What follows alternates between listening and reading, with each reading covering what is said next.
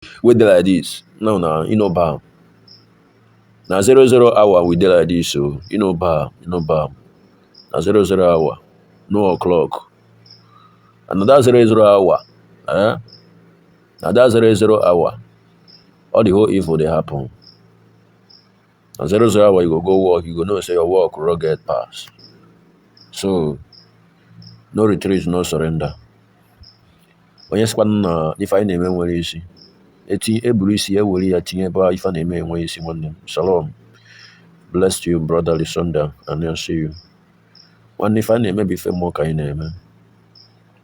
Yotago. If I name ife more, we are not in the Nzamas that have nothing to offer. Once immediately they kidnap our leader Mazna and Kalo, chọrọ onye ha na-egbu. Yotago. Amara na men no dey finish, men no agwụ. So the only thing you guys will do for us is now for you to go and follow our backup pages. Our backup page is very, very important. Woto and Baron / Gentle Lion. God forbid, instead of us remain in this country called the zoo, no living things will stay alive. My brother, all the whole living things don't die for Nigeria finish now. Watching this up. Every day they pack a soldier they die. Like rats. They things not to pack soldier.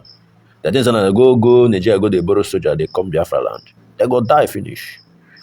After these 2 weeks sit at home, if they refuse to bring our leader out, I go see another biggie. What will happen? Because I hear you get waiting somebody send me for my DM. One man say like that. Ohaneze is crying. He's calling Simon to to come. Let them negotiate about how they would do the sit at home. My brother, this sit at home is untouchable. On whether anything or anything negotiation about this sit at home. Sit at home and go to our garden. Yotago. The only sit at home we need is our leader, Mazen Nanikal. Any negotiable mob, anything. Any come, let's sit down around the table. That sits down around the table, Agafego. We don't need any talk, sit down around the table. What will they talk? That time, Agafego. To sit around the table, they talk. What you want talk? What you want talk? That time now, Agafego. Yeah, I need the Katana. What we need is our leader, Mazen Nanikal. Biafra, let's go home. Oguna. Anybody na call if I na call Baba Shiko na call. You understand? Anybody na call Jabba or Baba Shiko na call. Oh Baba Shiko, that person na call. So no going back or Biafra or death. Oh yeah, inside no go. Whenever I know Katananbo, in point of no return. You get your mission, come Ghana River Niger. You are telling me to go to River Niger and do some mission. Okay. And you put me in that river. The Titi Miri. Which in Erugo maybe made that my sacrifice. Yes, I'm my brother, I'm not coming back home. You see that promise? I must fulfill that promise. Oya be buying no katana. No going back. Inner chairs are the host. The inner chairs obong. Yotago. Igakwanori niru oya bondo. So you must finish your job there before you are coming back. Because once you come back, you are a dead person. This is the word of courage. I'm just telling you what Biafra is what Biafra is all about. Yotago. We are in point of no return. In point of no return. You never have one and no there. So you got harofu.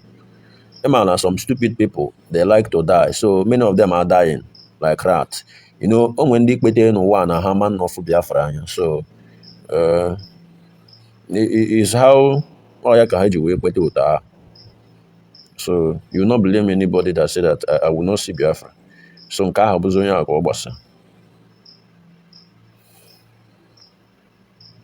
Ha. We don't do the sacrifice finish now. He go carry me go river Niger. He go tell me say make I come back.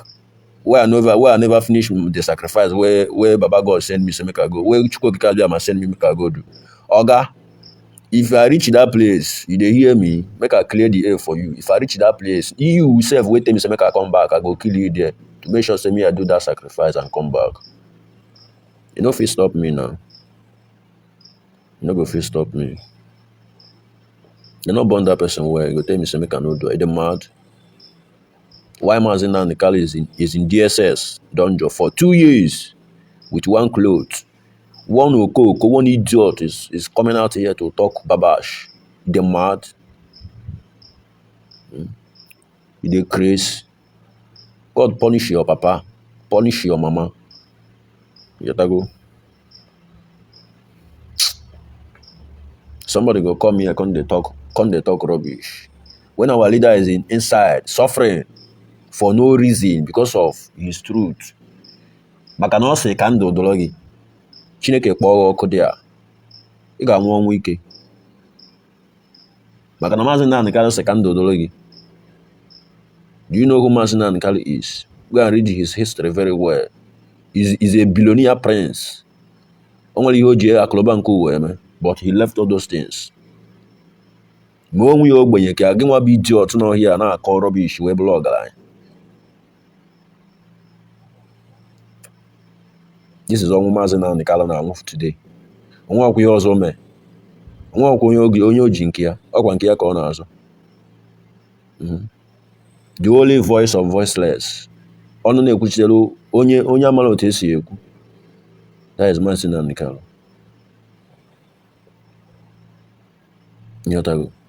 So, you think that if Maazị Nnamdi Kanu didn't come out, peace will reign on this earth. It's a lie. Peace can never reign. Nothing is going to happen to Biafran people, but some people not in Biafraland, didn't they sabo? Not in Biafraland. Until they will go and bring our leader out. I'm not like Rakike. Akika Akageji Nesokona Fanazo. You understand? They're going to be using that iron hand to follow them. So have it in mind, my people. We are not here to joke, and we are not here to play. You know.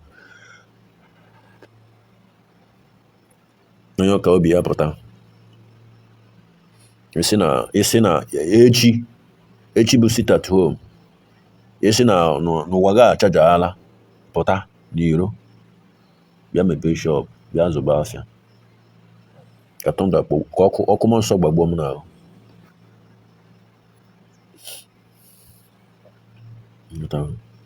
Why you no go respect yourself? You go respect yourself. Because Maazị Nnamdi Kanu nọ ya mmadụ ka 2 years with one cloth. 2 years with one cloth. No papa, no mama, no wife, no son, nothing. And maybe Maazị Nnamdi Kanu na DSS. Secret place, secret room. Edosere ya. For no reason. Kwa nwe kwe ome. Na ọ sị na ka ndị m hapụ Pharaoh ha ndị m ka anyị naba. Pharaoh said no. Pharaoh, let my people go. Pharaoh said no. Ọ sị ha kwa m na akwa messenger ka m bụ. Pharaoh said no. I will lock you up. And I lock mmụọ na cell. Where you will know that Maazị Nnamdi Kanu is a spirit bụ upon ihe niile na-eme Maazị Nnamdi Kanu there, upon poison niile na-enye ya, upon everything niile na-enye ya. Maazị Nnamdi Kanu is alive and healthy. Yotago. Amara na aka ji that man anọghị ahịa because n'ihe abụ ihe ya na Chukwu Okike abịa ma asa ya n'ogo. Yotago. Nke Chukwu Okike abịa ma ga-abịa chima na mmezu. You understand? So, anaghị akpọchi mmụọ na cell. You are just wasting your fucking time. Ịkpọchi mmụọ na a na-ejide mmụọ ejide. Anọgide gị ejide mmụọ kpọchi ya si n'ọnụ na cell. You are wasting your time because ọ bụla mmadụ ka ọ bụ. It's just like Chineke Chukwu Okike just nye ya akpụkpalụ nke mmadụ na-afịa. Maazị Nnamdi Kanu is not ordinary man. Nyotago. Check it by yourself. Gbalie ya. Okwu m na-agwa gị n'abalị a. Kewata ihe nne. It's a spirit. Because ọ bụghị a spirit by this time. A na-akọzi Maazị Nnamdi Kanu n'akụkụ. Watch all these people that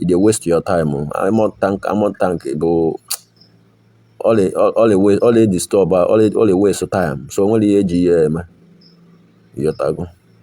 Ị ga-eburu machine ga biburu iduru free, feel comfortable nọrọ onwe gị je na-apịachala ọkụ. Ịghọtago na ọ na-anụ ụdị ya. Ọ bụrụ ga bute mgbomgbo igwe bịa buru dose n'ụzọ esi na ị na-akwa mgbo.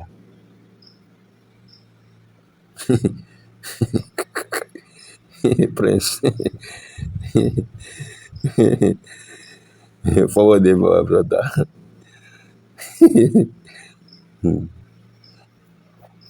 Nigeria nwere anything no. Nigeria nwere oshingbai. Nigeria nwere oshingbai. Shingbai they no get.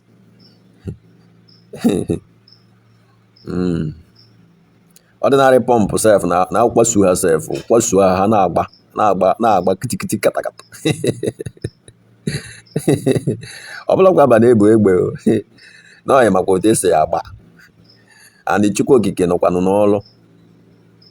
Go and watch all our men. Yotago. Yes na all silent killing. Chukwu okike nọ n'ọlụ. Ọ bụrụ na ịbịa just kwa mgbo na-aghasasị everywhere. That is them for you. Ọ ga kamo ịkwacha ya mmadụ ndị na-anwụ. A na-ewere unu na-akụrụ ya unu ka na-akụ bọtụ. upon ngwa ahụ niile kwala ọ mmiri ka ọ ga-abụ ọsọgodogo kwa ya from now till thy kingdom come. You dey waste your fucking time. Yotago. Maka na mala ebe bịa.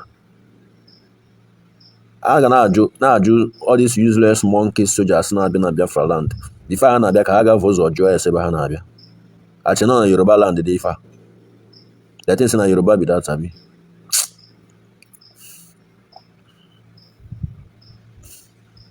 Gwa ha na 2017 abụọ 2013 2023 mgbe ha bịa mee python dance crocodile smile abụọ kịta na ore jiri ha na-agba ọsọ na even ma bara aka ya very soon ọkụ ga-anwụ ebe a.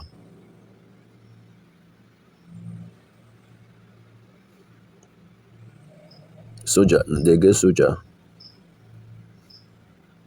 You see my brother, they no get soldier now. Soldier where they get na cry soldiers. Where they go they shout like a dog. They no fit stand and fight yes and self. They no fit stand to fight men. Self. Men go come out, they go begin they run away. Oga come and face men.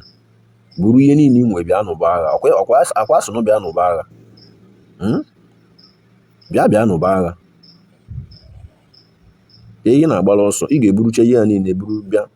Hope ụzọ dị ma na-ese ndị unu na-abịa na-agba agha. Why are you running? Ka ihe na-agbaziri ọsọ. Ị na-agbazikwa n'ọsọ na gịnị emekwanụ? Like I don't understand. Why are you running? Ị na-agba ọsọ for what? Ka ihe ị na-agbara ọsọ. Ka ihe maybe ị na-agba ọsọ. Ebe ị chọrọ ebe ị nụ ọgụ. Bịa n'ụbazie ọgụ na. Come and fight. Very, very useless people. Obi si unu ike na nwere ihe na-eme. Biafra bịago bụ na ọ bịagokwa o. Yotago. Biafra bịago bụ na ọ bịago.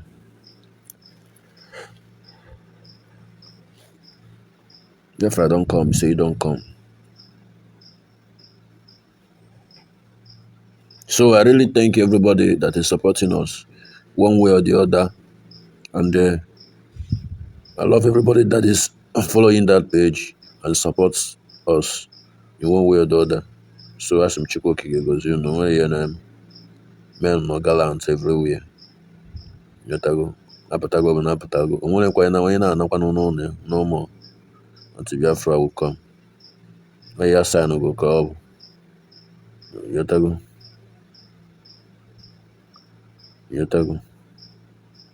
They say forward ever and backward never. I'm a master from Oyiba. I'm an Oyiba not because we are not Oyibos. We are Biafrans. Yotago.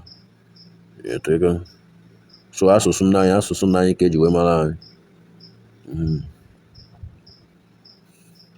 I know I told you. I first I know I told you. I know you. You understand? I found out I told you. No need one name. You see, Emeka. I see you one Chineke. You see, my joy and my happiness, bro. I still know may year and maybe yours, bro. That is Biafrans for you.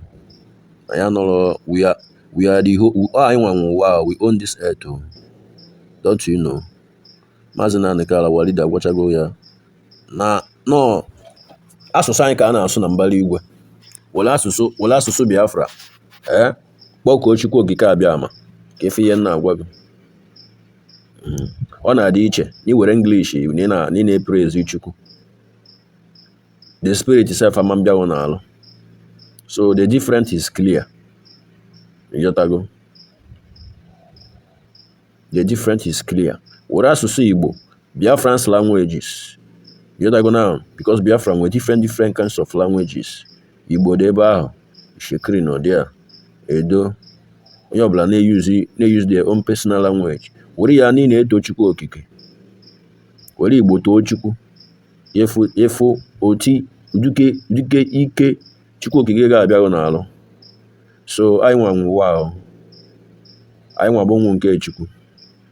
Imagine ụmụ ekwensu na-abịa to come and fight ụmụ Chukwu okike abịa ma they think that they will survive. They are coming, they think they will survive. They will not survive. Oh. One love, my brother. I want to finish, man.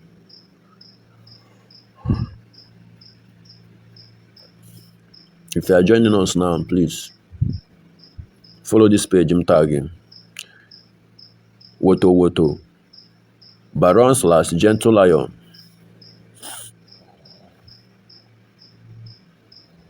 One love, one name. Uchechukwu. I see you. Woto Woto / Woto Woto Baron / Gentle Lion. This is the 2 page. You get follow. Maybe our friends invite them, share the page, invite them so that they will deep. Obia deze kanka. Amaze na ya no already say no retreat, no surrender. Ya na to do anything. Apia che nka anya nọrọ na nka. Oya bi ya njue na emi. Ima na na vote akwa anya. Anything can happen. I know that I told you. Biafra is a kingdom of God here on earth. We are the real children of God. That is why the world did not want us to know that. Yes, now. Ndị ọcha na hide in ya. You know ihe Maazị Nnamdi Kanu gwara anyị na ndị ọcha, they know what Biafra means more than me and you both Biafrans. No now. Oh yeah, me I know etinye ya alụ. But they think that no, we are not begging any fucking idiots. We are not. We are not begging anybody. I get where Biafra na kind. Now we go give ourselves freedom. You gotta go. We are not begging anybody to come on. Make them go sit down. They not go feed you. They not go feed tell us what we go do. Time I agafe go. Ihe niile ha ji abụba today ọ na Biafraland ka ọ nọ. Ọ yala ahụ niile ha ji arụgasị their country. Ọ na Biafraland ka ọ nọ. So we are going to block all of them. We are going to block all of them. That's all yala ha na bịa amị. They will stop in amị ọ yala anyị. Ọ bịa na Africa ebe a bịa na-ewo ihe na be ha ga na-edozi ibe ha. Africa abụzi ndị na-anwụzi ọnwụ. Biafrans abụzi ndị na-anwụzi ọnwụ na ya. Ịbata na Biafraland ọ dịka na ebe agbara ọsọ ọgụ. Ịbata na Biafraland nothing. Afịfịa erujishi everywhere. A na-eme ụdị ya eme. Mana ebe a na-agwa gị kịta na ebe everything niile nọ. Ọkwa na Biafraland ka Nigeria useless country a ji aba. Ị na-anụsị na Nigeria. Ka ihe Nigeria nwere abụrụ tell me si ya bụ ihe Nigeria nwe na-enye Nigeria ego. Abụọ na Biafraland ka ọ nọ. Abịa na business niile a na-eme na-enye ego. That is why they are crying for sit at home. All Biafrans.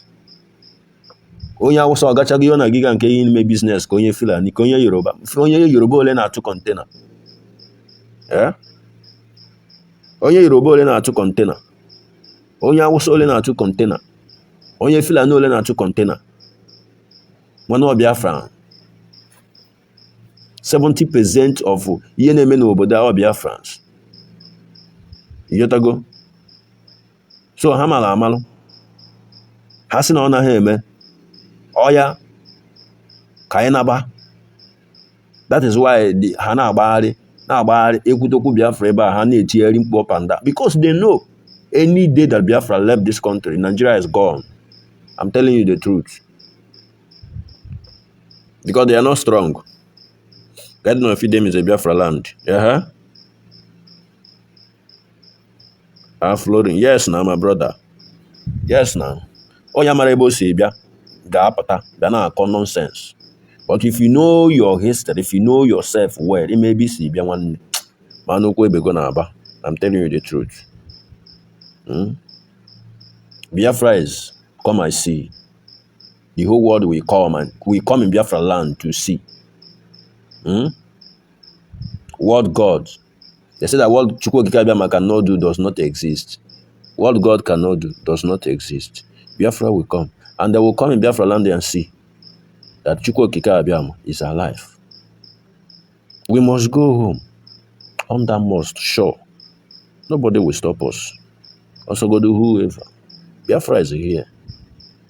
You will sleep in zoo and wake up in Biafraland. Or before our leader Warren. One day you gonna know. You got Lola. As you know in Nigeria, you wake up in Biafraland. When I die, I'm gonna work there. Oh God. But forget. Only an emotion. Some of people go the wrong. Please, I'm feeling so tired now and I want to I want to go offline now. Yotago. So that's Mudo. Thank you for supporting us and always be active in that two page. Woto Woto and Baron / Gentle Lion. The last miracle on earth is about to happen, being Biafra restoration. Yes. And do you have any miracle again that will happen apart from Biafra? No miracle again. No miracle again that will happen on this earth apart from Biafra. That is the only miracle that will happen on this earth again. This only miracle will happen on this earth is Biafra. No miracle again will happen. It's only Biafra. So when you say one Chineke, you say one Chineke. Thank you all. I really appreciate you guys. I really appreciate you guys. I'll see come live tomorrow. Bringing you updates. I'm not on a page in cause. Maybe I'm gonna post some certain things, but I will not post video here. Anything blood here, I don't post here because of their violation and the rest of them. Kind of manage. So go and follow Woto on the Baron / Gentle Lion. God bless you all, and I really appreciate you guys tonight. Good night from here. One love. Always pray for our leader Mazin and all the whole gallant men on ground that is fighting for is make sure that Biafra come. We are all freedom fighters. Remember, also you are a freedom fighter. You are a soldier of Biafra. Although some did not know if you are a soldier, all of us is a soldier of Biafra. So have it in mind. You are a soldier. Yotago. So always pray for men. Always pray for our leader, Mazina and the Kalin JSS Donjo. Always pray for our PM, Master Simon, the dragon himself. One love and goodbye. So, my wonderful family, that brings us to the end of this update. Do well to like the video, share, and subscribe. Thank you, and bye bye.